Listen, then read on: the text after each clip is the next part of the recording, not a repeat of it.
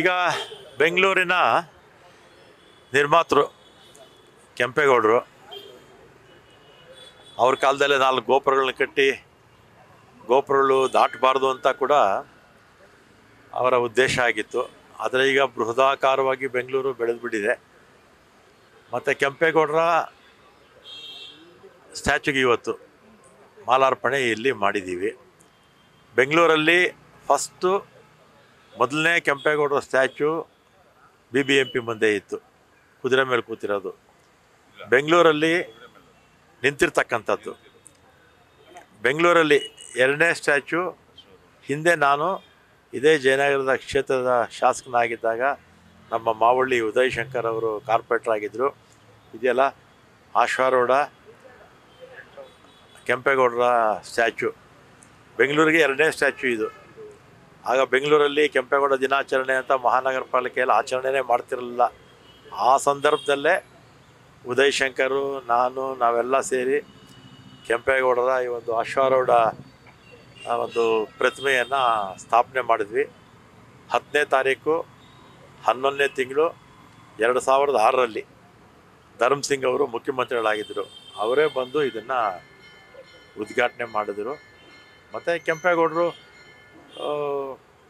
ದೂರದೃಷ್ಟಿ ಇದ್ದಂಥವರು. ಬೆಂಗಳೂರು ಚೆನ್ನಾಗಿ ಬೆಳಿಬೇಕು ಅಂತ, ಮತ್ತು ಅವ್ರ ಕಾಲದಲ್ಲೇ ಎಲ್ಲ ಜನಾಂಗಕ್ಕೂ ಕೂಡ ಹಳೆ ಬೆಂಗಳೂರಲ್ಲಿ ಪೇಟೆಗಳನ್ನು ನಿರ್ಮಾಣ ಮಾಡಿದರು. ಮತ್ತು ಹೆಚ್ಚು ಆಡಳಿತಕ್ಕೆ ಹೆಚ್ಚು ಒತ್ತು ಕೊಟ್ಟಿದ್ದರು. ಅಂಥವರ ಒಂದು ಸ್ಮರಣೆ ಮಾಡ್ತಾ ಇರ್ತಕ್ಕಂಥದ್ದು ಭಾಳ ಒಳ್ಳೆಯ ಕೆಲಸ ಅಂತ ನಾನು ಈ ಸಂದರ್ಭದಲ್ಲಿ ಹೇಳಿ. ಮತ್ತು ಆಗ ಈ ಒಂದು ಸ್ಟ್ಯಾಚ್ಯು ಆಗೋದಕ್ಕೆ ಭಾಳ ಮುಖ್ಯವಾಗಿ ನಮ್ಮ ಉದಯ್ ಶಂಕರು ಮತ್ತು ಮಾವಳ್ಳಿಯ ಎಲ್ಲ ಗ್ರಾಮಸ್ಥರು ಕಾರಣಕರ್ತರು. 2ನೇ ಸ್ಟ್ಯಾಚ್ಯು ಇದು ಬೆಂಗಳೂರಿಗೆ. 1ನೇ ಸ್ಟ್ಯಾಚ್ಯು ಕಾರ್ಪೊರೇಷನ್ ಮುಂದೆ ಇದ್ದಿದ್ದು. ಈಗ ಬೇಕಾಷ್ಟು ಸ್ಟ್ಯಾಚ್ಯುಗಳು ಇದೆ. ಕೆಂಪೇಗೌಡ ದಿನಾಚರಣೆನೇ ಮಾಡ್ತಿರಲಿಲ್ಲ ಆಗಲೇ ನಾವು ಮಾಡಿದ್ವಿ ಇದನ್ನು. ಈ ಸಮುದಾಯ ಜೊತೆಗೆ ಬೆಂಗಳೂರಿನ ಅಭಿವೃದ್ಧಿ ವಿಚಾರವಾಗಿ ನಾವು ಸಾಕಷ್ಟು ಕಾರ್ಯಕ್ರಮಗಳನ್ನು ಕೈಗೊಂಡಿರುವಂಥದ್ದು. ಇವರ ಒಂದಷ್ಟು ಯೋಚನೆಗಳು ನಿಮಗೆ ಎಷ್ಟರ ಮಟ್ಟಿಗೆ ಪ್ರಯೋಜನ ಆಗಿದೆ? ಅಂದರೆ ಅವರು ಆವಾಗಲೇ ಯೋಚನೆ ಮಾಡಿದ್ರು, ನೀವು ಉಸ್ತುವಾರಿ ಆದಾಗ, ಬೆಂಗಳೂರು ಉಸ್ತುವಾರಿ ಆದಾಗ ಏನೆಲ್ಲ ಕ್ರಮಗಳು, ಅಂದರೆ ಏನೆಲ್ಲ ಅಭಿವೃದ್ಧಿ? ಈಗ ಆ ಕಾಲದಲ್ಲಿ ಬೆಂಗಳೂರು ಇಷ್ಟು ಬೃಹದಾಕಾರವಾಗಿ ಬೆಳೆಯುತ್ತೆ ಅಂತ ಯಾರೂ ಕೂಡ ಅಂದಾಜು ಮಾಡಿರಲಿಲ್ಲ. ಈಗೇನಾಗಿದೆ, ಯಾರೂ ಊಹಿಸಿದ ಹಾಗೆ ವಿಪರೀತ ಬೆಳೆದು ಬಿಟ್ಟಿದೆ.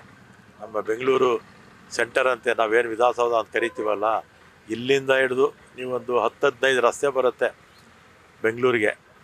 ಆ 10-15 ರಸ್ತೆ ಕೂಡ 30 ಕಿಲೋಮೀಟ್ರ್ ಅಷ್ಟು ಬೆಳೆದುಬಿಟ್ಟಿದೆ. ಸಮಸ್ಯೆಗಳು ಜಾಸ್ತಿ ಇದೆ. ಮತ್ತು ನಾವೆಲ್ಲ ಕಾಲೇಜಲ್ಲಿದ್ದಾಗ, ನಗರ ಪಾಲಿಕೆ ಸದಸ್ಯರಾಗಿದ್ದಾಗ ಬೆಂಗಳೂರು ಅತ್ಯಂತ ಸುಂದರವಾದ ನಗರ ಆಗಿತ್ತು. ಕಸದ ಸಮಸ್ಯೆ ಇರಲಿಲ್ಲ. ಈಗಿದ್ರೆ ಏನು ಮರ ಗಿಡ ಇದೆಯಲ್ಲ, ಇದ್ರ 10ರಷ್ಟು ಜಾಸ್ತಿ ಇದ್ದಾಗ.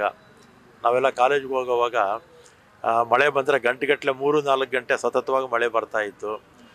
ಆಮೇಲೆ ಟ್ರಾಫಿಕ್ ಭಾಳ ಕಡಿಮೆ ಇತ್ತು.